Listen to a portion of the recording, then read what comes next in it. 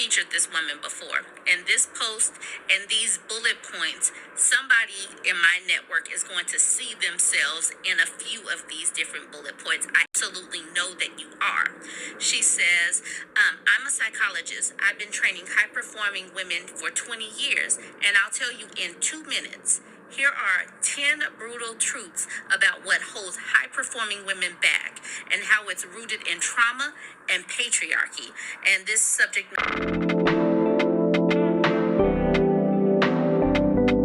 matter is in the feminist threads topics. I simply said, this is amazing, homie.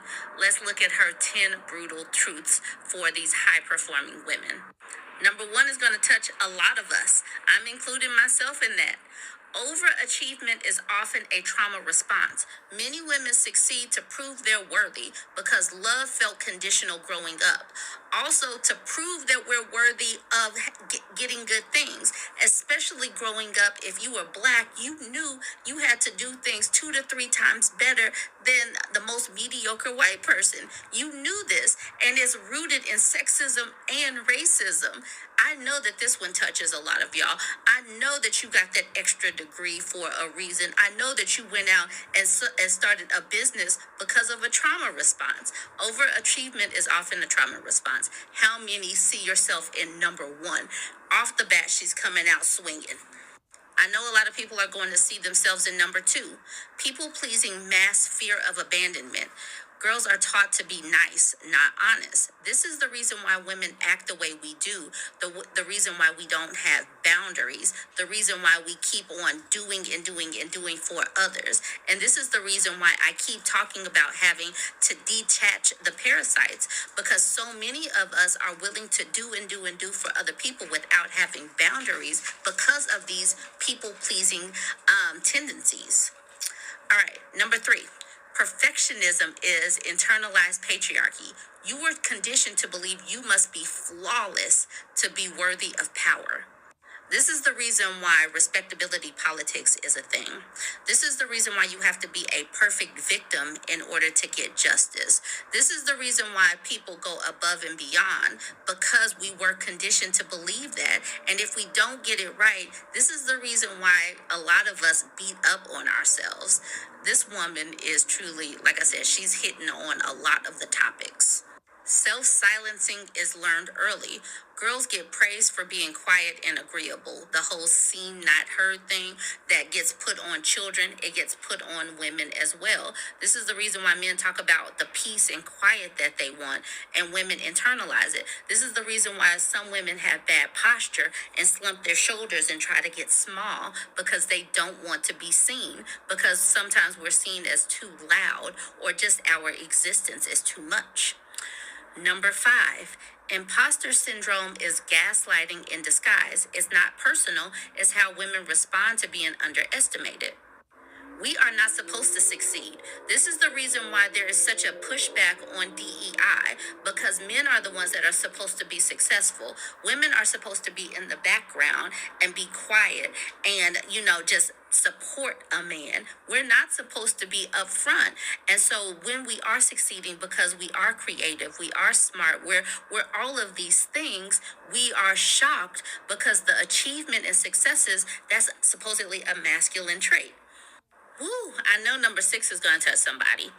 Number 6, visibility feels unsafe, not empowering. Patriarchy taught women that being seen equals being punished. This is why some women put on weight on purpose. This is the reason why some women put on extra baggy clothes. This is the reason why some women cover from head to toe, because they do not want to be seen for whatever reason. Because we know our safety, it could be psychological safety, it could be physical safety, is not guaranteed, no matter what these people talk about as far as protecting and providing.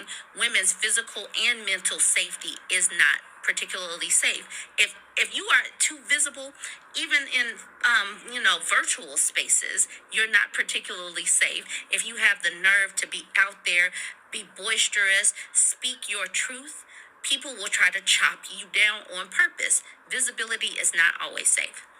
Number 7, someone is going to testify to this one, and I want you to let me know how many of these you see yourself in. Caretaking gets confused with self-worth. Many women believe their value lies in how much they do for others. These are the women that go above and beyond to show how great of a mother that they are, how great of a wife they are, how much they cook and clean. They take pride in those types of roles because that their caretaking is where women are able to be martyrs. They're able to be that, they're able to get put on a pedestal in a patriarchy because that is what is a safe role in a patriarchy. So some women go above and beyond in that role. Number 8, burnout is disguised self-abandonment. Constant overworking equals chronic self-neglect.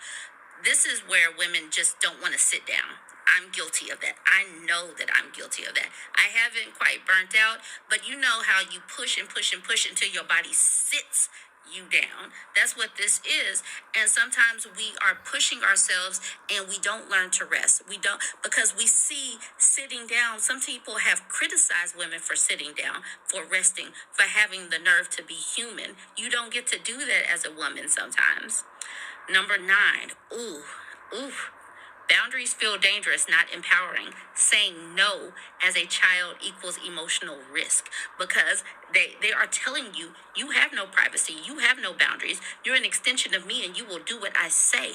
This is the same thing with women because a lot of times women get lumped in like we are children.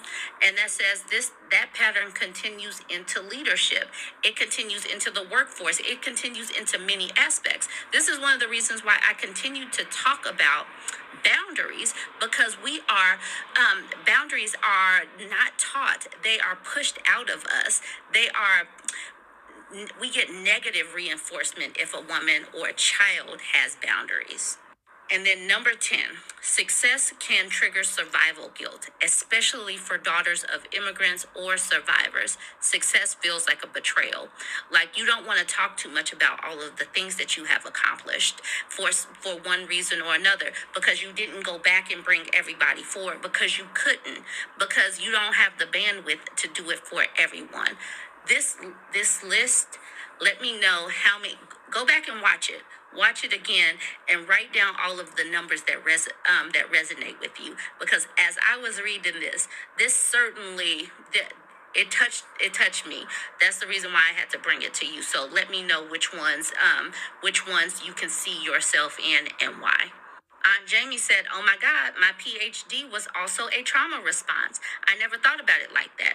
And I know for a fact, at least 7 of y'all have an extra degree that you didn't need as a trauma response because you felt like you just had to get a couple of more notches under your belt, some more credentials before you went out. And you see right now that you are absolutely prepared for the world. If Trump could be the president and he shouldn't be running a turnkey lemonade stand, you can absolutely go for that job that you don't think that you're ready for. Stop going to get an extra degree and just put in for that job. You are ready for it. Rebecca says, "Love this breakdown and point of view on women in the workplace. Thank you." Dion at the bottom, she says, "I feel seen." Let me know how you feel about this, how you feel about Dr. Salmon. I believe that she is absolutely a wonderful resource. Go ahead and follow her over on Threads. Join the conversation. Let me know what you think. Don't forget to like, comment, and share. Honestly speaking, that's a wonderful thread that each and every one of us should check out. If you haven't checked out, literally check it out, okay? And I can relate with almost everything because as a Black woman, I feel like it would apply to you on every level in different sectors. So it's really, really interesting for her to put it out there and you get to see it from this perspective. Not that I haven't already seen it, but it's always wonderful to see that in that way, you know, and you get to analyze it, especially when it's spoken from a woman of color. So let me know in the comments as well, what do you think? Does any of this resonate with you? And let me know your thoughts as well. I'm probably recycling myself, but let me know in the comments.